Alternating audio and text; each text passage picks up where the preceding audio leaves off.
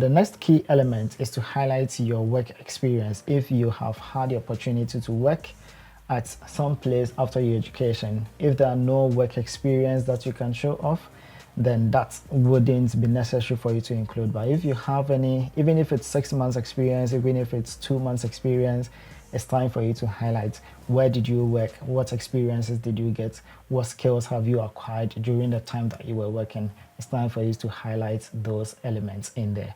So once you are discussing your work experience, you can then also discuss your research experience. Were you part of any research projects?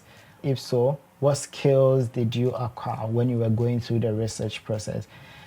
Did you acquire either data analysis skills? Did you acquire interviewing skills? Did you acquire any skills by the use of some certain programs or softwares? It's time for you to mention all these skills in there to be able to enhance your personal statement. This will indicate to the reader or to the scholarship committee that yes, indeed, we have the person with these skills and you are already discussing it in your personal statement. Now it's time for you to discuss your work experience. Did you have the opportunity to do any internships? Did you have any outside the university opportunity to engage in any other form of community service? It's time for you to highlight all those. And it's not just about highlighting, you need to indicate the experiences, the skills that you've gained in engaging in all these activities. So the next key element you can think of is to highlight why this school. Why are you making this application to this specific school? It can be that you have seen one professor or one research project from a professor or a researcher in the school, and that has sparked your interest to be able to be part of that faculty or to have an experience to be tutored by that lecturer or that researcher. Or it may be that you have researched on the facilities available to enhance your study. That is the reason why you want to be part of that university. Or it can also be that you have looked on their rankings. So there is something called a QS ranking scores that is used to rank universities.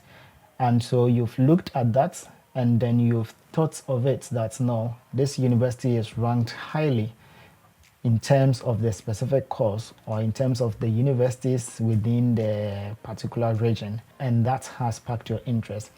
Or it can also be that the university is very keen on diversity and therefore you are going to feel accepted when you are part of this university. That will be your reason why you are showing interest in coming to that university. So it's time to make that connection why you are choosing that specific school or university. So under this same key element, that is making the connection to the school, it is time for you to also discuss why you are making the application for that specific scholarship. Is it tied to your long-term goals or is it tied to your career goals?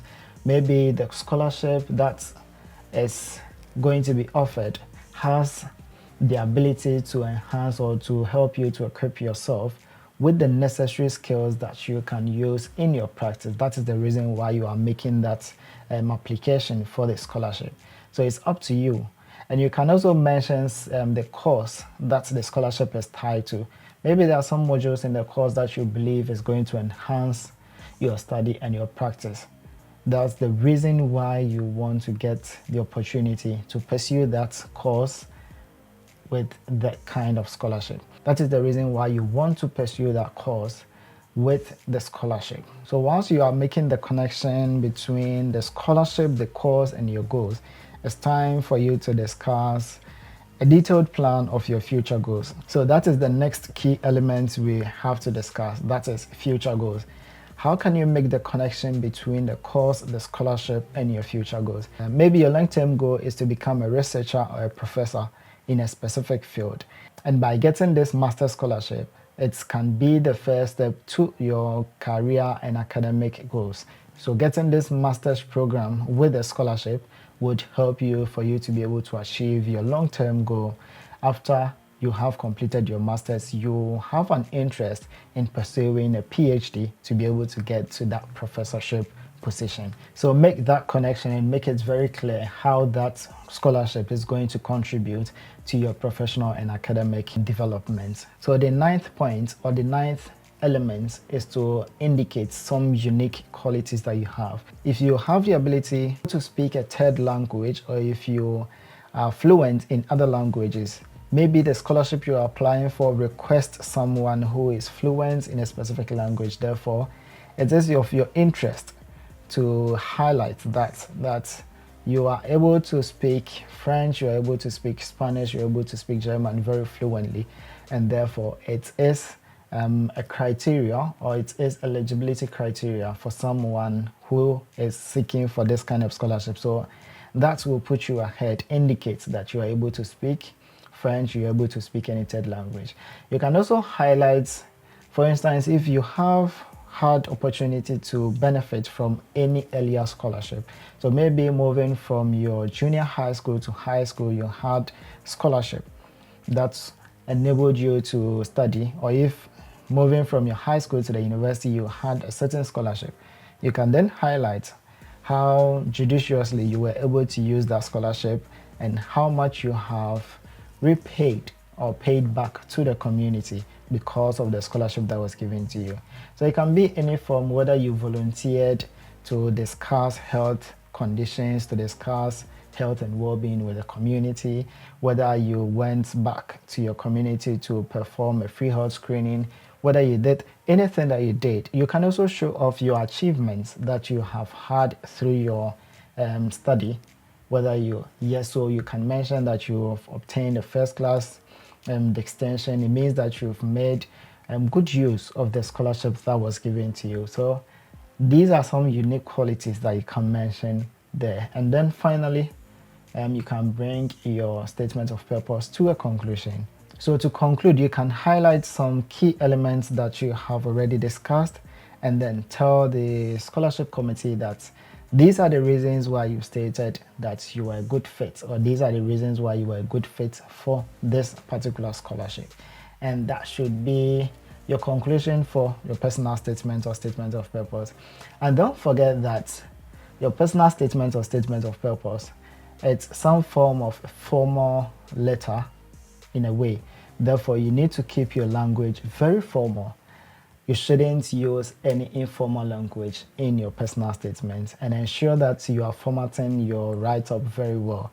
If possible, get someone to have a second look for you to be able to make some changes, some corrections. It's always good to have someone to reread your first write-up. You can always begin to write your first draft, go back to it again, rewrite it again, go back to it again, rewrite it again. The more you write it, the better you become. So begin with your first draft using these key elements we've discussed. And if you have any person you can share with for them to go through, then that would be great. Give it to them, let them go through. And I will also recommend that you begin to use something called Grammarly. Grammarly will help you to correct your punctuations, your spelling mistakes, and all that. And ensure that you are writing your personal statement to fit specific applications. Using these key elements we've discussed, ensure that you put the right elements for specific applications. Do not write just one personal statement and use it for all applications. No, ensure that the personal statement is tailored to specific applications. So that should be that for writing a statement of purpose or writing your personal statement.